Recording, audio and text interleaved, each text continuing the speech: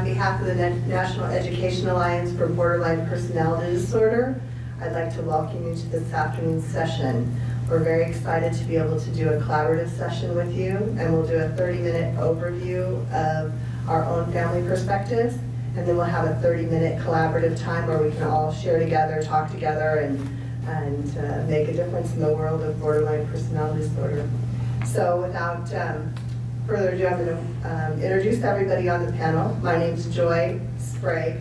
I'm a Family Connections NEA-BPD leader. I'm a family-to-family leader for NAMI. I'm on the board of NEA-BPD, and I'm on the board of NAMI. So it's a privilege for me to be able to work for both of these organizations, and I'm happy to be here.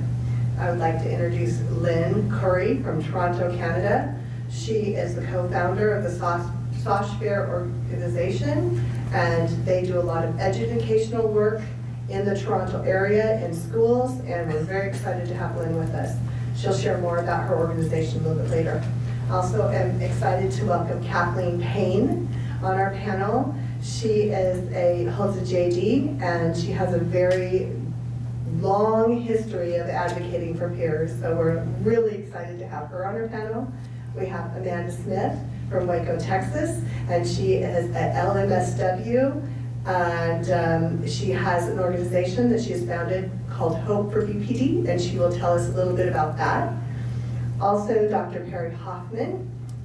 Dr. Hoffman is the founder of NEA-BPD.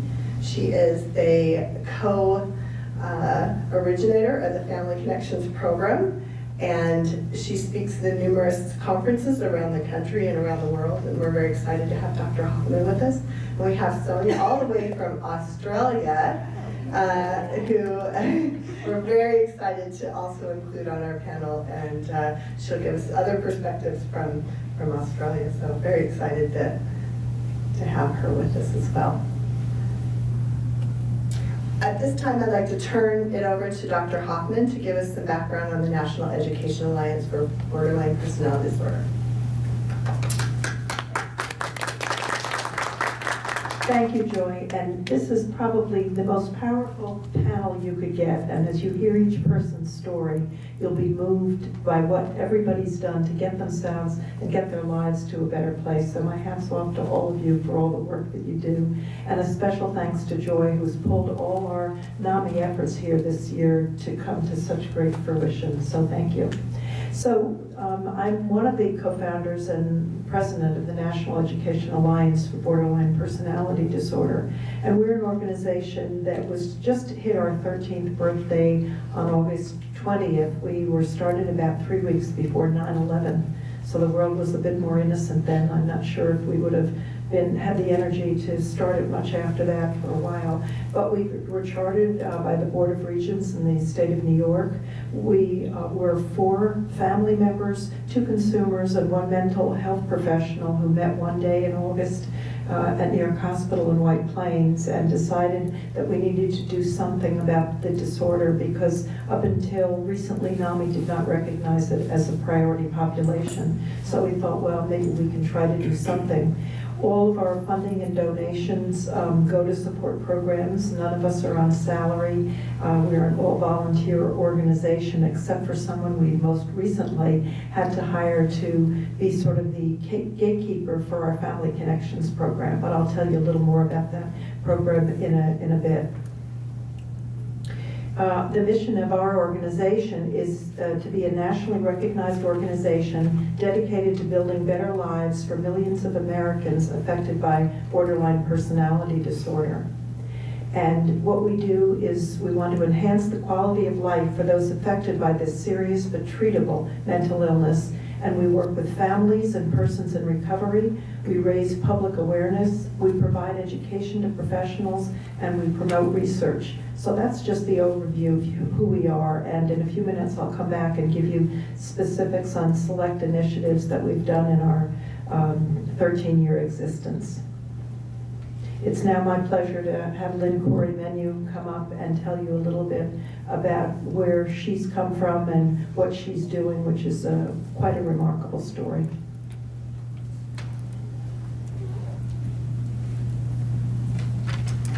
Thank you, Perry. I have to start from the beginning of the story. Like our story started when my daughter Sasha, who was a national swimmer at the University of Missouri, lost a battle to BPD. For years, Sasha was struggling with emotion and she couldn't find the proper help. Only like a few months before she died, she was diagnosed with BPD. And at that point, she sought out help to get DBT treatment. After a few months, she was told that she needed another 6 months of treatment, and unfortunately, we weren't able to sustain the cost. For her, DBT was as vital as water for her to survive. Unfortunately, without a DBT skilled treatment, she felt that the excruciating pain she was going through, she wasn't able to live with this, and she died by suicide on June 17, 2011. At that point, our friends and family and many supporters helped us make sense out of this. Sasha wanted to write a memoir to be able to help others and then to prevent other family to go from going through a tragic story like this one. So at this moment, we decided to create the Sash Bear Foundation. Our mission is to make waves on BPD by promoting and creating opportunities for the advancement of life coping skills for families and loved ones. In the last 2 years, we've been presenting to over 5,000 kids in the high school level a presentation called Borderline What? A Message of Hope. And there we're telling them Sasha's story, we're telling them that struggling is okay, that they're not alone in this, and there's skills and there's help for them there.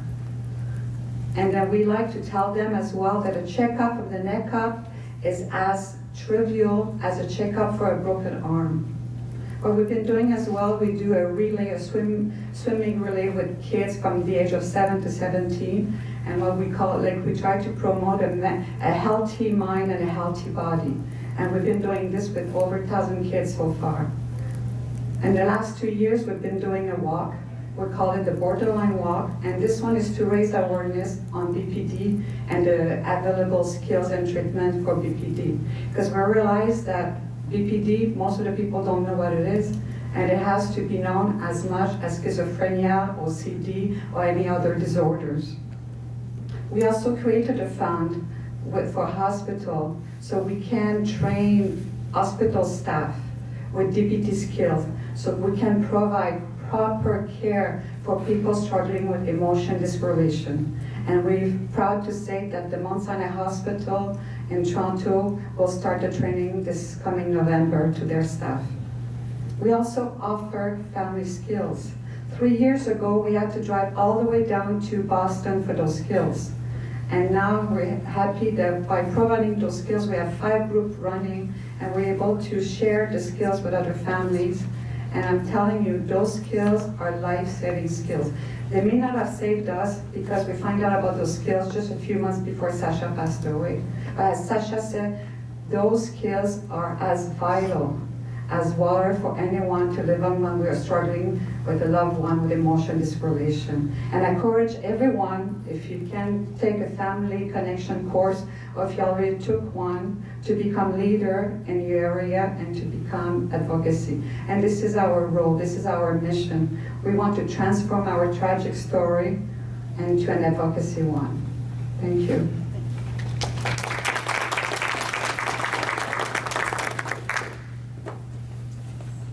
Amanda?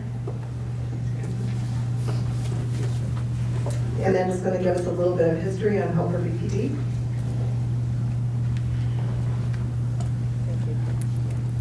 I am someone who was diagnosed with BPD a little over 10 years ago, and very, very early on in my recovery process, I started serving as the executive director of my local NAMI affiliate. And then because, like Joy was saying, BPD was under the umbrella of NAMI at that point, I decided I'm going to start a nonprofit organization in Florida, focused just on this disorder. It was very hard work. So in 2011, I got married. I moved from Florida to Texas. I couldn't take the organization with me. And so I said, oh, I wonder if I can do something where I'm still doing referrals, I'm talking to people about treatment, I'm getting people interested in DBT, and I started doing that in 2011. I started graduate school and just graduated, so I'm now, thank you. I'm now a licensed master social worker in the state of Texas. So now I am in this amazing position of helping others and helping people get better, talking to them about recovery, and hopefully sharing some excitement about recovery and getting better. So that's me in a nutshell.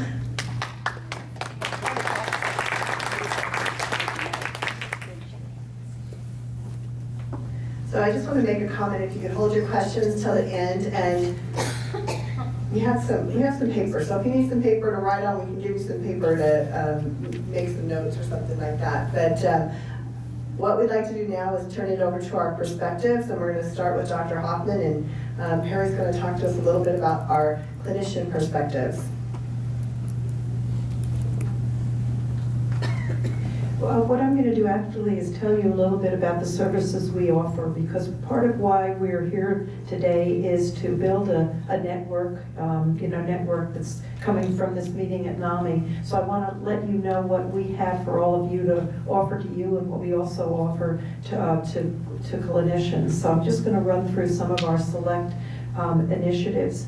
We've hosted over 60 conferences internationally and nationally, and I have to say that's thanks to the support of the National Institute of Mental Health, NIMH. They gave us 2 grants to fund 8 conferences, and what we did, we leveraged that money into 40 conferences, and from there have built a little bank account to be able to seat more conferences. So we're just about at our 60th conference, and very excited about 5 more that are coming up this year. We have a call-in series that we do most Sunday evenings. We have about 75 call-in recordings now. We record them with all the handouts. We have the top researchers and clinicians giving of their time for that hour with their handouts, and a call-in where people listen to a lecture and then can ask questions. We have a website, probably it's the largest international website on borderline personality disorder, with over 200 audio and video recordings. We also have 2 courses. One is an online course that all of you can take. No credits, no CME credits, but if you go online, it's a 5-module course on borderline personality disorder. It's also on the Harvard Medical School website where professionals can get credit for it.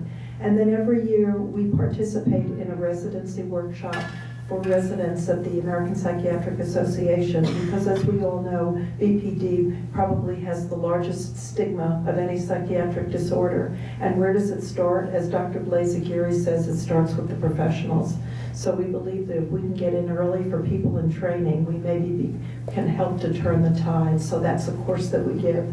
We have several books out. One is published by the American Psychiatric Association with Dr. John Gunderson. Another is the first and only social work textbook on borderline personality disorder. And most recently, we now have a contract with New Harbinger Press, where we're going to put together a BPD anthology of people's journeys on the disorder. So if any of you have a journey to share, please send me an email, and I will send you the very short outline of how to submit it. My email is easy to remember. It's PhD, like the degree, Hoffman, HOFFMAN, @AOL.com. So we hope some of you will join us in helping to share some stories of inspiration, some of which you've already heard and will hear more about. We worked with Congress, and in 2008 we got Congress to pass a House resolution declaring May as Borderline Personality Disorder Month, and we're very pleased to say that other countries are now following. I just got an email from someone in Australia, and we have Sonia here as well from Australia, that they also have declared a day in a year for Borderline Awareness Day. So we're very excited that people are following us. We've gotten several grants from the New York State Office of Mental Health, because our Family Connections program that was mentioned a few minutes ago and that you'll hear more about is a program that people find invaluable for when they have relatives with BPD, and New York State now wants to get it statewide. So every year, for the last few years, they have hosted a training where we bring in people to teach them to become leaders. Similar to NAMI's Family to Family, it's run by family members. We've worked with SAMHSA. We had a report to Congress on BPD in 2010, a stakeholders meeting in 2011, and we worked with NAMI to make BPD a priority population in 2006.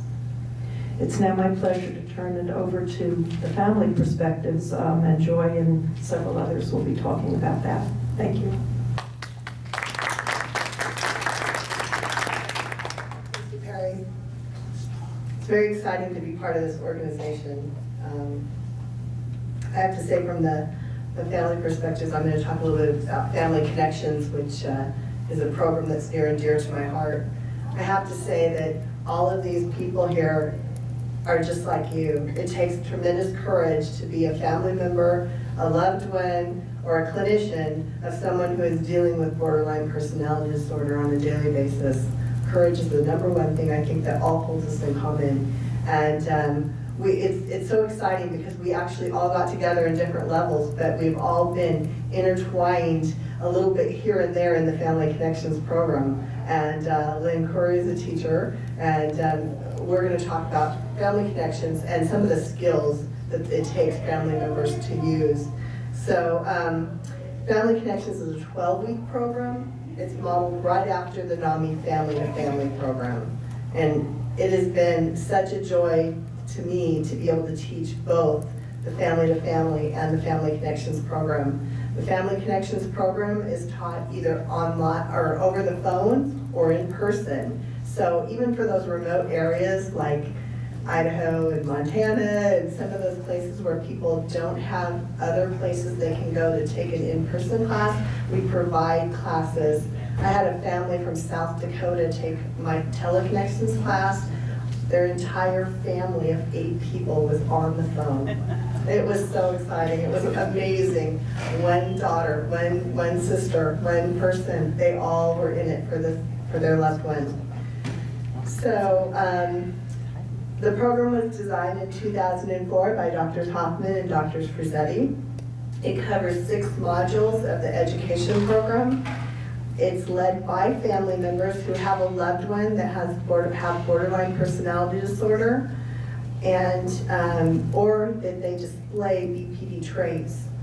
It's also very good. When family members take the course, they find out that, oh, I can use this on people at work.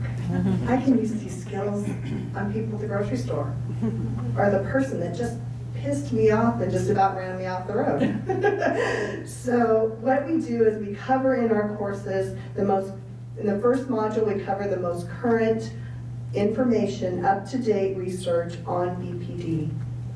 The second module we cover psychoeducation, which covers the developmental and the comorbidity and the emotional regulation. We're going to actually talk about what this looks like. Lynn's going to come up and we're going to actually talk about what these are, but I'm just going through the modules right now. The third module, we cover individual and relationship skills, where we really learn how to use mindfulness, staying present, staying in the moment, paying attention on purpose right now. The fourth module, we go into family skills. We talk about acceptance, talk about radical acceptance, what is right now, it is what it is, and this is what we're dealing with. I see some heads nodding, so I know that people are familiar with that one. Then in module 6, we talk about accurate expression, self-expression, how to do it. And then in module 6, we talk about validation, problem solving, and usually by the time we get to problem solving, we have all these skills that we don't even need to use the problem solving. So anyways, that's Family Connections kind of in a nutshell. I'm really excited because the way it works is it works hand in hand, these DBT skills, with our loved ones who are in DBT. My daughter is 27 years old. She has borderline personality disorder. She was diagnosed in 2009, and I've got to tell you that firsthand, these skills work like this. Some of the skills that I learned in Family Connections and I teach in Family Connections are the same ones that she learns in her program, and they marry very well together. when she's in the right place. Like, Mom, don't use that DBT on me. No, seriously, it does. It's a hand-in-hand program that works really well. And even if our loved ones aren't in the right place that they want to learn the skills right now, there is a place and there's a time, and it's good for us. This is all about us. These programs are to make our lives, they're for us. They're not for loved ones, they're not for anybody else. They're for us to learn how to keep our emotion regulation down and how to work with ourselves. So I'm going to turn it over to Lynn, and she's going to talk about how some of these skills work hand in hand.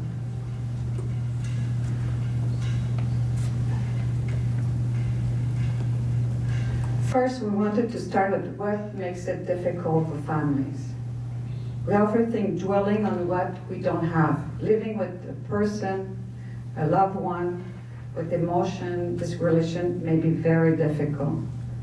And we feel that we kind of envying other families for what they have, because now we feel that the plan, like the future we were planning for our loved ones and our family is not there anymore. So it's really difficult to have high and unrealistic expectation when we have a loved one struggling with emotion. Forgetting ourselves as well while attending the need of our loved one makes it very, very difficult.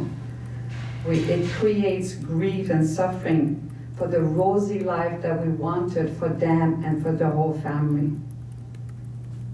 Living with the stigma, the daily stigma surrounding mental illness and BPD really contributes to the added stress and the interpersonal conflict that disrupt the family occupation and social activities. It really creates in us an emotional and physical and psychological worn out. This is what makes it difficult, and those are only a few examples. I'm sure you could tell me many, many others.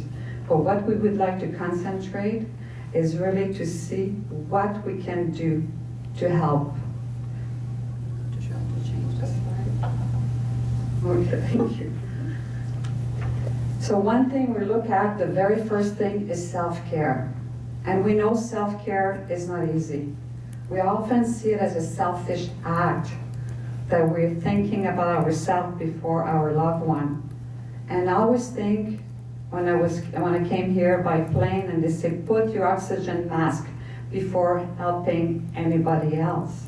So if you're not in a good position and a good mental and physical position, you won't be able to help out your loved one. And this is why we say it's really important that during the day, throughout helping your loved one, that you take the time to help yourself. There's always an acronym we use, HALT, which is if you're hungry, or if you're angry, or if you're lonely or tired, you cannot have the predisposition to help out currently your loved one. So this is why it's important to take care of yourself. And the other thing as well is if we don't take care of ourselves, it's really difficult for our children, our loved one, to learn from us that it's important to do the self-care, because they learn from us. So this is very, very important to do, and I'm telling you, it took me a long time to learn this, and it really makes a difference. The other one is radical acceptance. Wow, let me tell you, I had to do a lot of it lately in the last 3 years, and it's not easy to achieve. It's one day at a time, one step at a time. And how we do it is really we have to accept our new reality, our new slate, all the future we had planned for our family and a loved one. It may not be the right slate, and we have to use a brand new one, and we have to build from this one. And this is what we have to do, work with what has been granted to us. And to think that everything has a cause, instead of saying, why me, how come it's happening to us and not the other family, and we haven't done anything wrong. If you keep this mindset, it will not work. You have to think that it is what it is. It happened because there was a cause attached to it, and I have to work from that. And think that overall, there's a way that we can make life worth it. And in order to do this, we have to let go. We have to let go of the past and stay in the moment, in the present. We have to really grieve the loss and start, a new future with the plan we have. And in order to do this, we have to accept totally, completely, I would say, like Marsha Merlin says, from the depth of our soul, of our mind, of our heart, and our body. We need to accept all the way in order to be able to radically accept. And then it's a principle, it's the dialectical principle. When you accept to work with your new reality, you release energy to create the changes. And I really believe into that transactional model, that if you start working and using different alternative ways, you influence the way you act and react with others and can make it a life worth living. The other piece is non-judgment. This is a heavy one. I find it so easy to say and so difficult to do. I mean, we're almost born learning judgment. All that, and we say, oh, this is beautiful, this is nice, oh, I hate this, it's no good, it's not tasting, and things like so. And at work, anywhere, and everything we do, we use judgment. And now we're telling you, do not use judgment, be non-judgmental. So it is not easy. So in order to do this, we have to always stay in the moment, to be mindful, and to look at our situation in a descriptive way. So we need to observe, and we need to describe without putting in a judgment, and then to participate with our loved one, and one mindfully, non-judgmentally, and then to be effective. Another thing I thought I had to let go is not to be right. And let me tell you, for a parent, not to be right is not an easy one. We learned it from the moment they were born, that we were there and bringing them everything, and mama is right, and you have to do it this way. No, no, no, I'm telling you, mama is right, this is what you're supposed to do. And suddenly they become teenager, and then they have their own mind, and then we're trying to say no, no, no, and they're saying no, no, no, and then I don't want to say those bad words, but they can say F you and things like this. And so we have to learn in order to preserve our relationship with our loved one, we need to be effective and not right. The other one, I talk about mindfulness. I guess I explained it a bit with the skills. I don't know if some of you attended Sherry Manning workshop yesterday. She was talking about the relationship mindfulness, talking about the how skill and what skills. So this is what I mentioned. It's just the way you participate and you do your transaction with your loved one, it makes such a difference. And validation. If you look at validation, it's validate, validate, validate. It's incredible how much we're doing validation in our life. And without knowing it, or with the best intention. I'm going to give you an example. One with my daughter Sasha, she was swimming and she was winning a race and crying. I was saying, Sasha, you shouldn't be crying. You should be happy. You won. There's no reason to cry. This was very invalidating to her because she didn't care about winning. All she wanted was to improve her time. So this is why it's important that we investigate, that we ask questions. Oh, it must be really difficult for you right now. You won your race and you didn't improve your time. And hopefully next time, you'll be able to work on a few things that didn't work this time, and you maybe end up improving your time. This would have been a lot better for her to hear this than her mother telling her, but I had all the best intention. I didn't want to see her suffering and crying. So this is why I said like validation is very important, and we could go on and on with validation, but because of time restriction, it would be for another workshop. So let's look up for the next validation workshop. And my last point, I'm going to kind of put together the hope, unity, and advocacy. In order to have hope, it's important that every one of us here do advocacy for our loved one and for our families. Because struggling, it's not easy. Sometimes people may not have the voice to express what they're going through, and we have to do it for others, to bring hope, and then to transform our society and a better world, and a world that it's worth living. Thank you very much.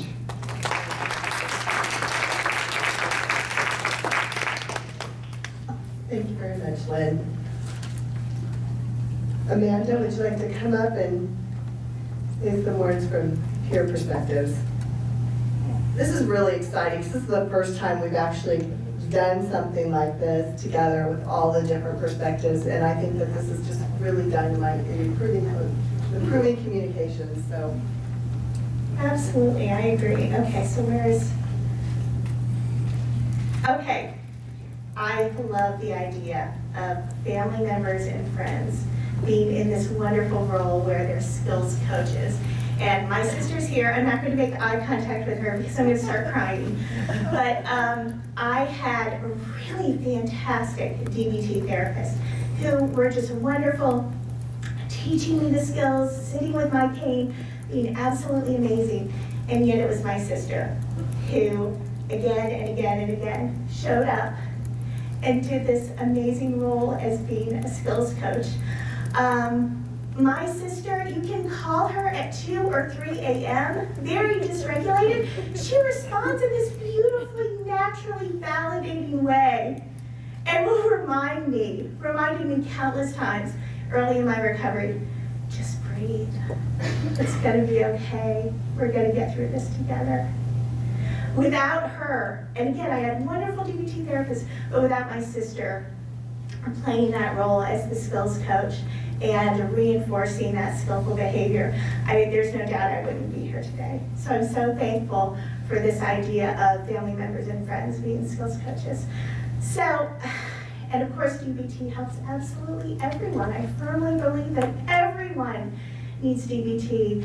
Family members and friends can help by understanding the language of DBT.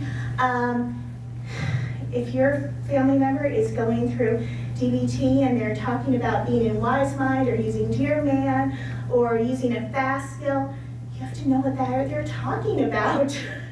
You have to have that common language. Using a diary card. There's nothing to prevent family members and friends from keeping their own diary card. I have a great story about this in a second. Certainly talking openly about how family members are using this skill. I had a mom and a daughter in my office a couple weeks ago, and they had to have a really hard conversation. And the mom started out the conversation by saying, this is going to be really hard, but I need to use fast, and I need to be truthful with you about something that's going on. And so it was this great opportunity for the daughter to see, okay, I know this skill, and I know how to use it in my own life, but here's mom also using the skills and being truthful. And of course, being role models for skillful behavior. We need good role models in our lives. We desperately need that. So we need people talking about skillful behavior, talking about how they're using the skills, and just being role models of healthy living. Right now I'm working with a wonderful, wonderful family. The daughter is 31 and mom's in her 50s, and the daughter has a son who's 10 years old. All three of them are using diary cards, and every single day talking about skillful behavior, skills they're using, holding each other accountable for all these different skills, and it's the most beautiful thing to watch. And this just bears such wonderful fruit when everyone is in this together, and speaking a common language and supporting and encouraging each other. So that's what I want to just impress to all of you, how important it is for family members to be involved, and how our very lives depend on you sometimes taking this role of being role models, talking about skills, and helping us through. So, and now you're going to hear from Kathleen.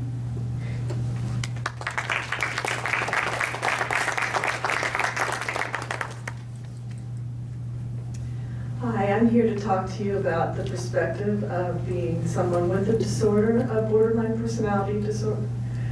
And I wanted to say that yesterday I heard in the conference Dr.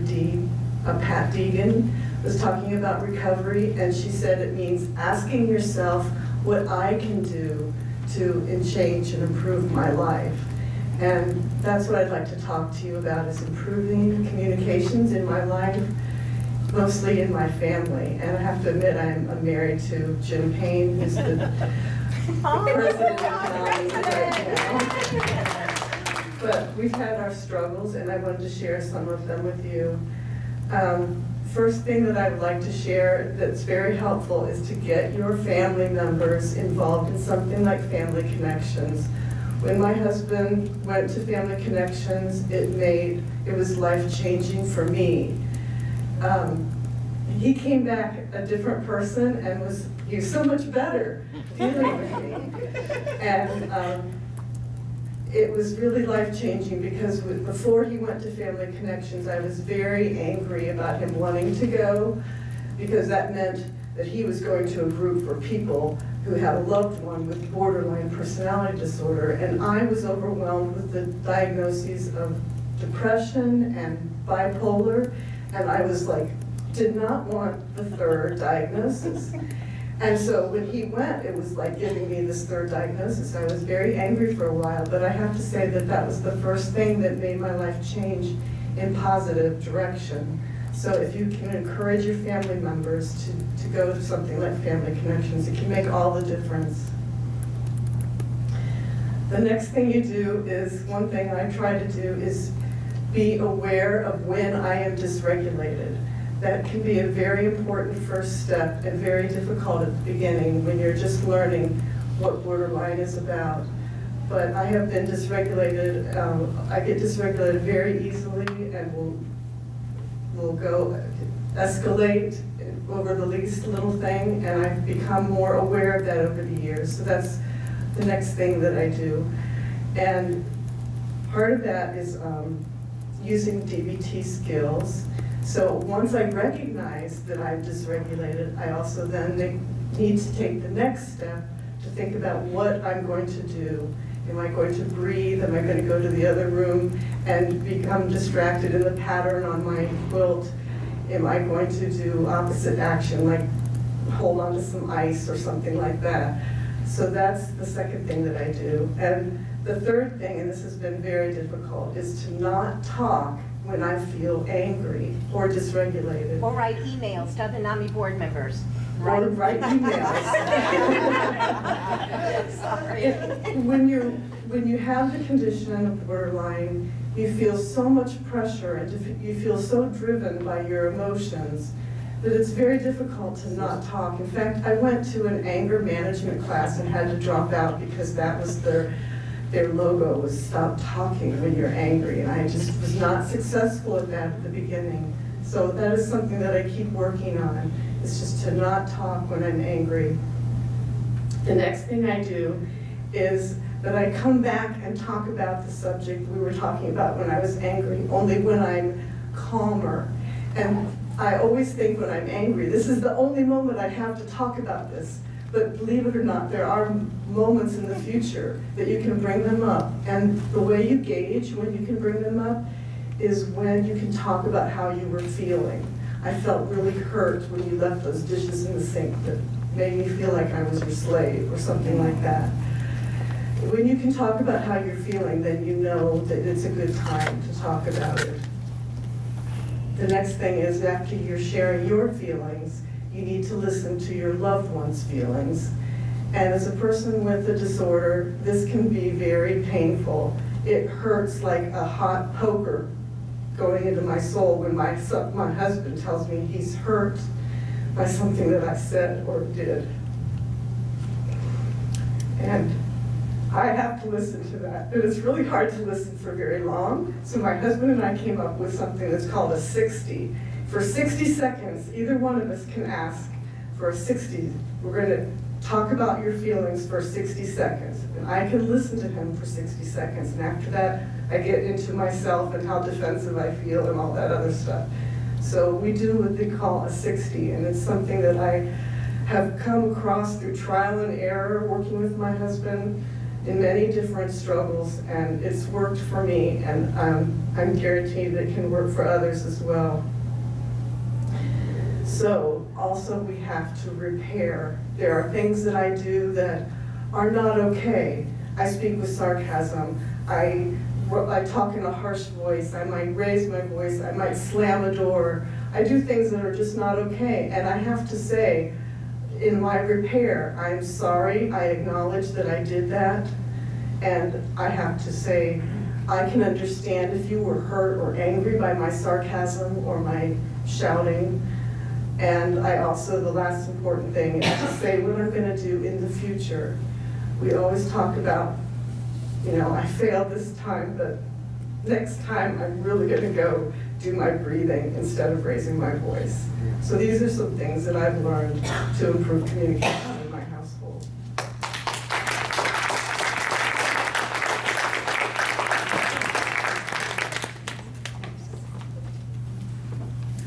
Thank you so much, Kathleen. I should have, non-judgmental here of myself, but it would have been really helpful, I think, if we all would have done the mindfulness exercise before we started. I do that before every single one of my family connections exercises. We just do like a 60-second mindfulness. Take a breath. Can you tell You guys us, did wonderful. us newcomers, what that is? What, a mindfulness exercise? Yes. Absolutely. Well, you want to practice one really quick? We'll just take a second, because I know we've got a lot to do here. So, I do this with second graders too. So just take a second, close your eyes. Sit back and feel your feet on the floor. Take a deep breath in and exhale very slowly through your nose. And in this moment, think to yourself, I am happy and peaceful. I am free from fear and pain. I receive love and compassion. I am fully awake to the light of my true nature, and I am free.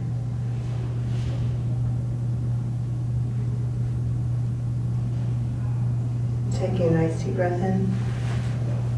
And exhale, let it go. Feeling yourself back in the room, back with the people around you. We do that for ourselves. We do that for our loved one. We do that for the difficult person in our lives. We do that for our community, and we do that for the world. And it gets us off to a really good start. So take that with you. So improving communications, Kathleen, thank you so much for doing that. We're all in this together. We're all in the same boat.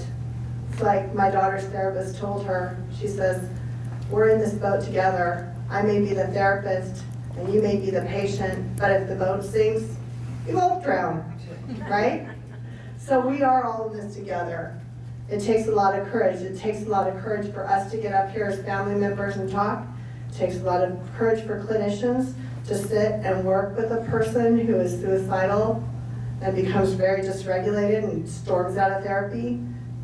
It takes a lot of courage for someone that lives with this disorder day in and day out to come up here and talk to you and share. Balancing the needs of family, loved one, and clinician. We're all about balancing our needs. We're balancing my needs, your needs, our needs all the time. And it helps us not only in our family life, but in other lives. I think you saw here that we validate. Not only are we validating our family members, they're validating us. Do you know clinicians need to be validated too? We can get a lot more out if we're validating to our clinicians. So we want to be mindful of our perspective and others' perspectives. And I completely love what Kathleen said about her 60 and Lynn's perspective on halt, hungry, angry, low, tired, you walk away. Take that 2 minutes, go to the restroom, splash cold water on your face, give yourself a timeout when you get upset by someone else. And then you can come back and say, I can see their perspective maybe just a little bit. Just look for that little bit of truth in there. I can see that perspective. I may not feel the same way, but I'm not so upset about it now. Being mindful of that is so important. And the first thing to be mindful is just take a second for ourselves.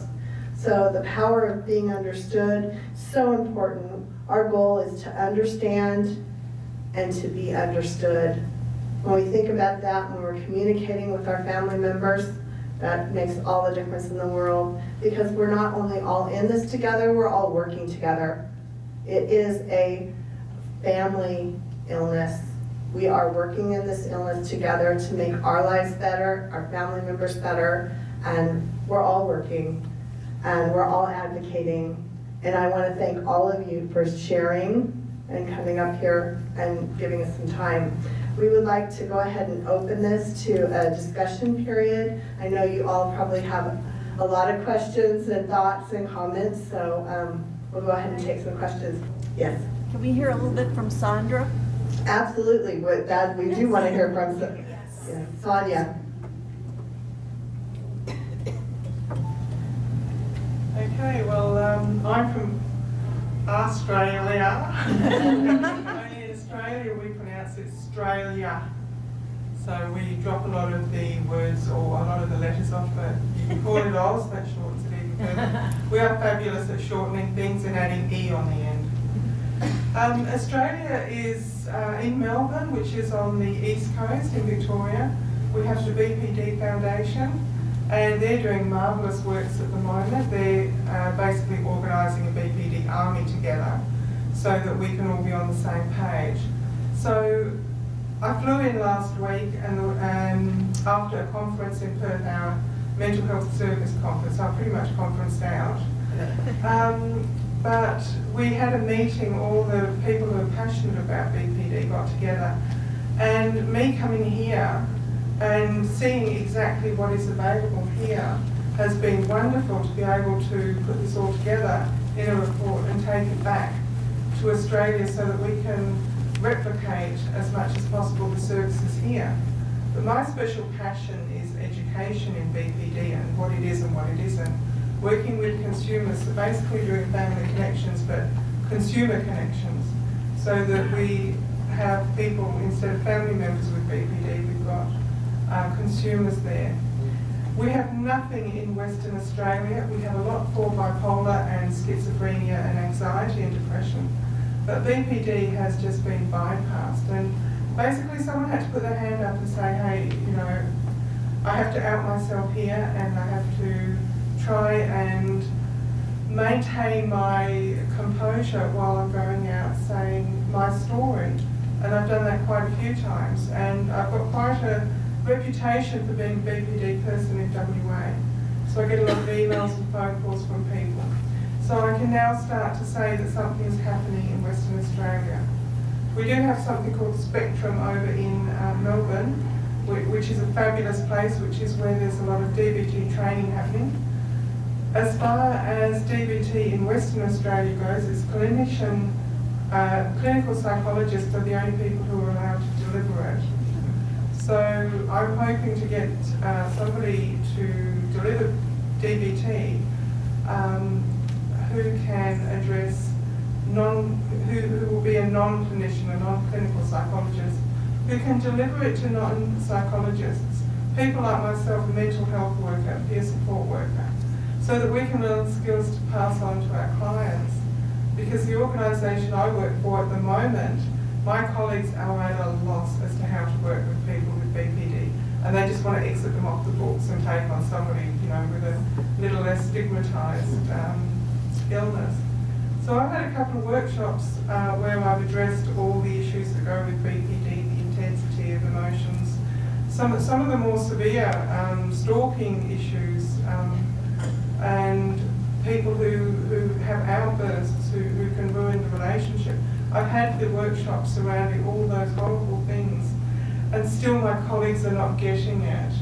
So we need somebody who can deliver the actual DBT program to people who are non-clinicians, so that those skills we can learn, we can pass on to our clients. We don't want to exit anyone from our books, but sometimes that happens, and that happened recently. I was asked to exit someone with BPD, and I'm still having that struggle with letting her down. She wasn't what we call in recovery. She was going backwards quite a lot. Thank God she has a DBT therapist, and she's in DBT at the moment, so she at least had her. But I was directed to exit her from our books. I'm still struggling with it. I didn't like doing that, and I still feel for her. So that's where we stand in Australia at the moment. There is a huge groundswell of people willing to put their hands up and say, I've got BPD, I've got a family member with BPD. And it's all starting to happen, and I am there at the beginning watching it happen, which is so exciting. And I would like to say too, your country's fabulous. I went horse riding this morning at Rock Creek Park. Yeah. And, you know, I'm used to brown vegetation. I've never seen green vegetation at the end of summer. So it's fabulous. Can I just also say, Sonia's here on an award scholarship. She was selected from I don't know how many people with the disorder who want to make a difference, and she has 10 weeks of travel to go to different cities, actually also going to London, where she'll learn more about what's being done in other countries. So real credit on